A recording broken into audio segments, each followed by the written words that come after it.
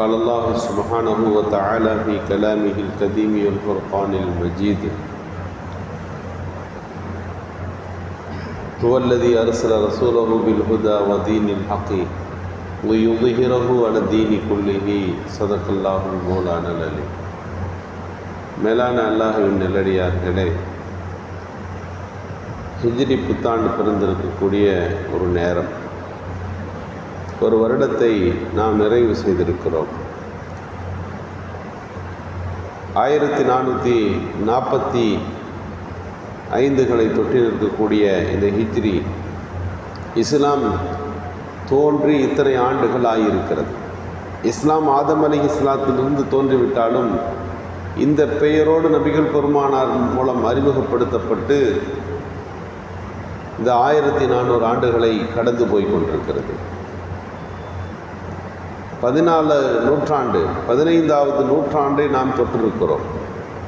இந்த 15 நூற்றாண்டுகளில் நாம் இஸ்லாத்தின் வளர்ச்சி எப்படி இருந்தது என்பதை நாம் யோசிக்கின்றோம். எப்போதும் அது வரவேற்கப்பட்டது கிடையாது. இஸ்லாம் எல்லோரோடும் அது பூமாலை தூவி மக்கள் அதை வரவேற்றார்கள். இயல்பாக யதார்த்தமாக இஸ்லாம் வளர்ந்தது என்பதல்ல, அது கடந்து வந்த பாதைகள் ரொம்ப கடுமையானது. இன்றைக்கு நாம் அந்த பாதைகளை எல்லாம் யோசித்து பார்க்க வேண்டும். ஹிஜ்ரினா ஒரு வருஷம் முடியும் போது நம்ம வாழ்க்கையை நம்ம யோசிக்கிறோம். இத்தனை வருஷம் ஆச்சு, என்ன ஆச்சு நம்ம யோசிக்கிறோம் இல்லை. அதனால் ஹிஜ்ரியை நம்ம பார்க்கும்போது 1400 வருஷம் இஸ்லாம் தோன்றி அது மக்களில் நிலை பெற்றிருக்கிறது. இன்றைக்கு உலகத்தில் நடமாடக்கூடிய மக்களிலே 200 கோடி பேர் முஸ்லிம்கள் வாழுகிறார்கள் என்று உலக ஐநா சபையினுடைய குறிப்புகள் சொல்லுகின்றது. மக்கள் தொகை 600 கோடி என்றார்கள், இப்போது 800 கோடி என்கிறார்கள். மக்கள் தொகை கூட கூட இஸ்லாமிய மக்களின் தொகையும் அது 200 கோடி 250 கோடி என்றெல்லாம் அதனுடைய புள்ளி விவரங்கள் மாறுபட்டு நிற்பதை நாம் பார்க்கிறோம்.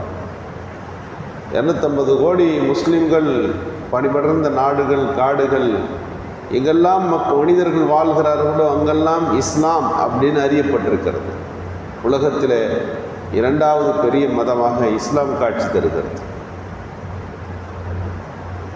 ஒரு நாள் விடிந்தால் இஸ்லாத்துக்கு எதிராக பல்வேறு விதமான இட்டுக்கட்டுகள், புத்தகங்கள், முஸ்லிம்கள் குறித்து அவதூறான பல்வேறு பிரச்சாரங்கள், அந்த வரிசையில் இப்போது பல நாடுகளெல்லாம் கூட இணைந்து விட்டது. குர்ஆனுக்கு எதிரான பிரச்சாரங்கள் ஒரு பக்கம், நபிகள் நாயகம் ஸல்லல்லாஹு அலைஹி வஸல்லம் அவர்களுக்கு கார்ட்டூன்களை வரைந்து ஒரு பக்கம் பெருமானாரை இழிவுபடுத்துகிற ஒரு சூழல், முஸ்லிம்கள் தீவிரவாதிகள், பயங்கரவாதிகள் என்ற பிரச்சாரங்கள். நீங்கள் இப்படியே உலகளாவிய அளவிற்கும் நாம் வாழுகிற இந்திய அளவிலும் சிந்தித்து பார்ப்போம் என்றால் பல்வேறு எதிர்ப்பு சூழல்கள் இருக்க இருக்க இஸ்லாத்தின் வளர்ச்சி அது வளருகிறது. காரணம், அது வளரத் தொடங்கியது வரவேற்பினால் அல்ல, அது எதிர்ப்பிலே வளர்ந்த மார்க்கம். தொடர்ந்து ஒரு கூட்டம் அதை எதிர்த்து கொண்டே தான் இருக்கும். அந்த எதிர்ப்பையும் மீறி இஸ்லாம் வாழும். இன்னும் சொல்ல போனால் சில நேரங்களில் ஒரு மரம் நிற்கும், அது காற்றடிச்சு கீழே விழுந்துடும். இல்லை அந்த மரம் போயிடுச்சு, ரொம்ப நாளாக நின்றுச்சு அப்படின்னு நினைப்போம். அடுத்து ஒரு மழை பெஞ்ச உடனே குப்புன்னு அந்த விதைகள் கீழே விழுந்து இத்தனை வருஷம் முளைச்சிருந்து கீழே இருந்தது, வேக வேகமாக 2000 மரம் முளைச்சிடும் அந்த இடத்துல. விழுவதை போல காட்சி தந்தது, ஆனால் அது விழுகவில்லை. அது புத்துயிரோடு மீண்டும் அது புறப்பட்டு வெளியே வருகிறதை பார்ப்போம் அல்லவா? அதுபோல் இஸ்லாத்தின் மீது ஒரு பெரிய அமாண்டத்தை சுமத்தி ஒரு பெரிய களங்கத்தை ஏற்படுத்தி விட்டோம் என்று அவர்கள் நினைப்பார்கள். ஆனால் என்ன நடக்கும் என்றால் அதற்கு பிறகுதான் இஸ்லாமை பற்றி படிக்க தொடங்குவார்கள். இஸ்லாம் என்றால் என்ன? இந்த புத்தகம் அதிகமாக விற்கிது. ப்ரொஃபட் முகமது ஸல்லல்லாஹு அலைஹி வஸல்லம், இறை தூதர் முகமது நபி, இவர் யார்? இது தெரிஞ்சுக்கணும். இன்றைக்கி உலகத்தில் அப்படி ஒரு தேடல் உருவாகியிருக்கிறது. இரட்டை கோபுரத்தை இடித்து இந்த 11 அட்டாக் என்று சொல்வார்கள், செப்டம்பர் 11 அட்டாக்னு அமெரிக்காவில் கட்டிடம் இடிக்கப்பட்ட பிறகு முஸ்லீம்கள் பெரிய பயங்கரவாதிகளாக உலகம் முழுக்க காட்டப்பட்டார்கள். உண்மை என்னன்னா, அது பக்கத்திலே ஒரு பள்ளிவாசலுக்கு உருவாயிடுச்சு. அதற்கு முன்பு அமெரிக்காவினுடைய எண்ணிக்கையில் எத்தனை பள்ளிவாசல்கள் இருந்ததுன்னு சொன்னால் விரல் வெட்டி என்ற அளவுக்கு லாஸ் ஏஞ்சல்ஸில் ஒரு பள்ளி இருக்குது, இங்கே ஒரு பள்ளி இருக்குது, அங்கே இருக்க ஒரு பள்ளி இருக்குதுன்னு சொல்லுவாங்க. அமெரிக்காவின் வரலாறு அவ்வளவுதான். ஆனால் இரட்டை கோபுரம் இடிக்கப்பட்ட பிறகு அமெரிக்க மக்கள் உண்மை நிலையை படிக்கிறார்கள். இஸ்லாம்னா என்ன, அது ஏன் இப்படி அவர்கள் தாக்க முற்படுகிறார்கள்னு பார்த்தாங்க. அவங்க தாக்க முற்படலை, ஏதோ பொய் செய்தி அவர்கள் மீது பரப்பப்படுகிறது, இது திட்டமிட்ட சதி என்பதை அவர்கள் புரிகிறார்கள். இஸ்லாம் என்ன சொல்ல வருகிறது, மனித சமுதாயத்துக்கு இஸ்லாம் சொல்ல வந்த செய்தி என்ன? ஒரு 1400 ஆண்டுகளாக மக்களை நோக்கி இஸ்லாம் எதை நோக்கி அழைப்பு விடுக்கிறது? இஸ்லாத்தின் அழைப்பை அவர்கள் படித்தார்கள். அமெரிக்காவின் பூர்வீக குடிமக்கள், அந்த நாட்டு மக்கள் இஸ்லாத்தை சாறை சாறையாக ஏற்க தொடங்கினார்கள். அவர்கள் கரங்களிலேயே பள்ளிவாசல்கள் கட்டப்பட்டது.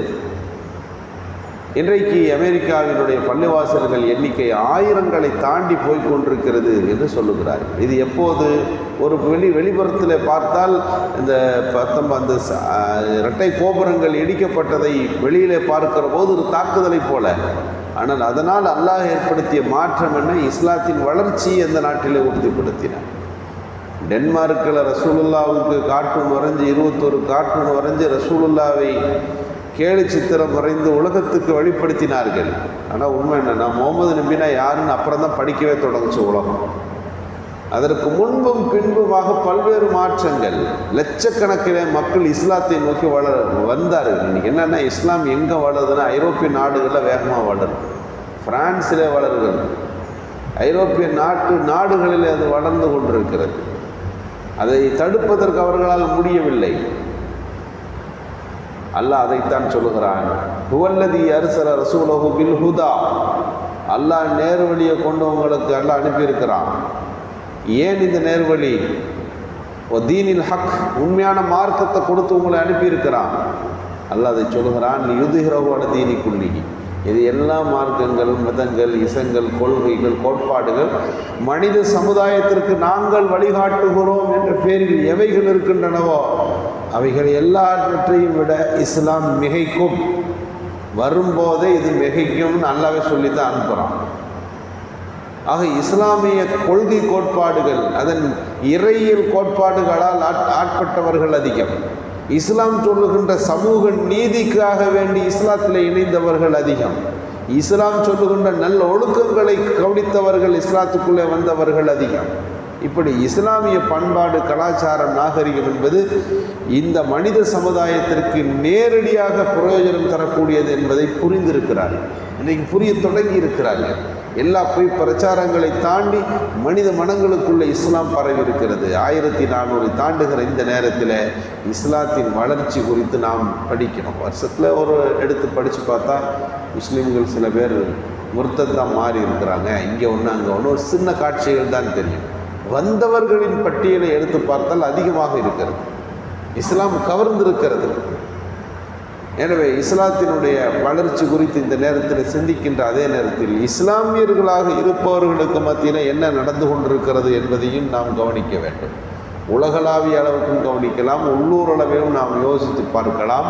இன்றைக்கு பாலஸ்தீன் தாக்கப்பட்டு கொண்டிருக்கிற ஒரு நேரம், சுற்றிய அரபு நாடுகள், 52 அரபு நாடுகளின் கூட்டமைப்பு அங்கு இருக்கிறது. இஸ்லாம் அதல்லாமல் 52 நாடுகளுக்குள்ள சேராமல் பல இஸ்லாமிய நாடுகள் இருக்கின்றன.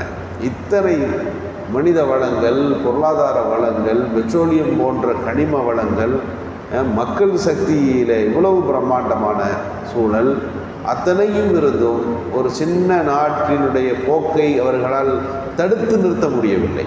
இஸ்ரேலை இவர்களால் ஒன்றும் செய்ய முடியாத ஒரு சூழலை நாம் நேரடியாக பார்த்து கொண்டிருக்கின்றோம். இதற்கு என்ன காரணம்?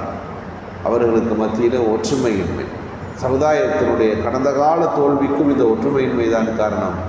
எதிர்காலத்தில் நாம் சந்தித்து கொண்டிருக்கக்கூடிய, நிகழ்காலத்தில் நாம் பட்டு கொண்டிருக்கக்கூடிய அத்தனை பிரச்சனைகளுக்கும் இவர்களுக்கு மத்தியில் ஒற்றுமையின்மை காரணம். தமிழகத்தை எடுத்துக்கொண்டுங்கள், 25 ஆண்டுகளுக்கு முன்பு தொடங்கி பல்வேறு விதமான கொள்கை கோட்பாடுகள் எல்லாவற்றையும் ஒற்றுமைப்படுத்துகிறோம் என்ற ரீதியிலே வந்தவர்கள் பல்வேறு பிரிவுகள், அரசியல் கட்சிகள். தமிழகத்தில் மட்டும் 25க்கு மேலே இஸ்லாமிய கட்சிகள் உலவி கொண்டிருக்கின்றன. ஒரு சின்ன ஒரு சமூகம்தான், 1 கோடி பேர் இருப்பார்கள் தமிழகத்தினுடைய முஸ்லீம் மக்கள் தொகை. இந்த 1 கோடி பேர்த்துக்கு 25 அரசியல் கட்சிகள் தேவையா? ஒரு அணியில் திரண்ட ஒரு சமுதாயத்தை வழி நடத்துகின்ற ஒரு சூழலை நாம் இழந்து நிற்கிறோம் என்பது நாம் பார்க்கக்கூடிய கடந்த கால அவலங்களிலே உள்ளது. எதிர்காலத்தில் நாம் பல்வேறு சிந்தனைகளை, திட்டமிடுதல்களை, இந்த சமுதாயத்தின் உயர்வு குறித்துள்ள விஷயங்களிலே கவனம் செலுத்துகின்ற விஷயங்களை நாம் கையில் எடுக்க வேண்டும். அல்லாஹ் சுப்ஹானஹு வ தஆலா முஸ்லிம்கள் எல்லா இடங்களிலும் நிம்மதியாகவும் சுபிட்சமாக வாழுகின்ற ஒரு சூழலை உருவாக்குவானாக. தாக்கப்படுகின்ற, அடிக்கப்படுகின்ற நாடுகளில் வாழுகின்ற மக்களுக்கு அல்லாஹ் நிம்மதியை தந்தல் புரிவானாக. உலக மக்களிலே நிம்மதியான வாழ்க்கையை எல்லா தரப்பு மக்களுக்கும் அல்லாஹ் தஆலா இந்த புத்தாண்டில் வழங்குவானாக என்று பிரார்த்தித்து நிறைவு செய்கிறோம். சுப்ஹானல்லாஹ்.